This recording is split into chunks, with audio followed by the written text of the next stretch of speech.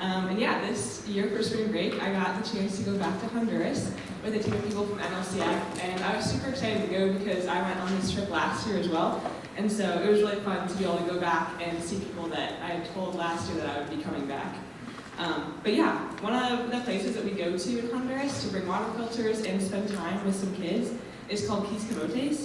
And one of my favorite parts from this trip was when we first drove up there and some of the young girls recognized Elizabeth and I and ran like right over to us.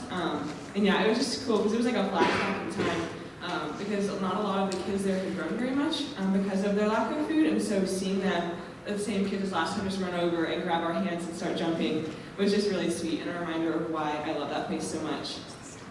But in all honesty though, in the months leading up to leaving for Honduras, I second-guessed my decision to go a lot. This semester of school has been the hardest one yet, and my schedule did not leave much time to prepare myself or activities that we were going to do with the kids there before we left. The team of people was also different than last year, and I was nervous about what the new dynamic was going to be like and how different it might have been like than last year's trip. One of David's favorite sayings as he prepares us beforehand is to be flexible. And this is very true because we do not fully know what our schedule is going to be like until we go there, and sometimes don't find out about details about the activities until hours before. This can definitely add an element of fun and surprise, but it also made me feel even more unprepared going in. This trip was also a little different than last year because Jeanette, Elizabeth, and I were the only ones who had been there before, and so that just meant helping to lead more activities and groups this time. And I was excited about this, but again, also nervous because that is not something that comes very naturally to me. I just didn't feel like I had as much time as I would have liked to prepare my story, devotion, games, and refamiliarize myself with the water project before going.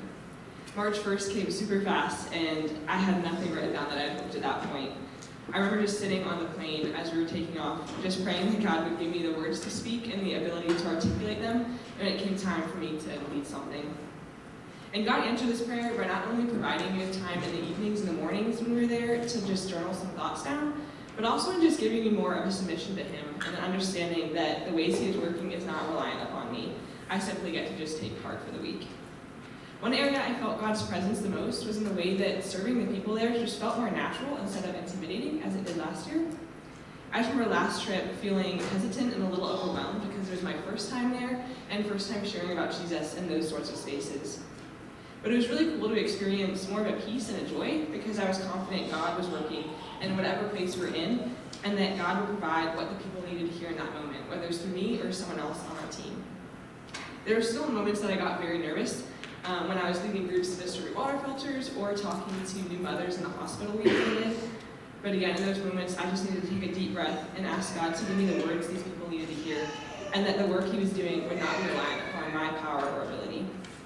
I'm not sure if the things that we shared with those people impacted the way that they approach life, but I trust that even if we planted a small seed, that God will use that for His greater plan. I believe that God sees and loves every single person that we met in Honduras, and nothing we do or don't do can stand in the way of God bringing His people to Him. This understanding alleviates the pressure and stress of trying to mess up and allows us to serve out of a place of joy and anticipation to see the Spirit move. God's presence is so evident in Donnelly and Quismotes, but through the hospitality of the people there, the vulnerability of people sharing their stories with us, the dedication to providing food and water to as many families in the community as possible, and the thankfulness people have there for the Lord's provision, even if it's simply having the ability to have a meal that day when they didn't think that they would have one. God is touching hearts and providing for that community, and by God's grace, we were able to take part in His mission there for a week. In planning for a devotion, God reminded me that His grace is sufficient to show His love to others, sufficient to step outside of our comfort zones, sufficient to make His name known in our weakness, sufficient for us to share the story of His Son with others, all out of our broken, sinful nature. We are simply vessels for God's heart, and His grace allows for His light to shine through our imperfections. When we think we said the wrong thing, when we lost our train of thought, when we feel like we aren't prepared enough to do the thing, God's grace is sufficient.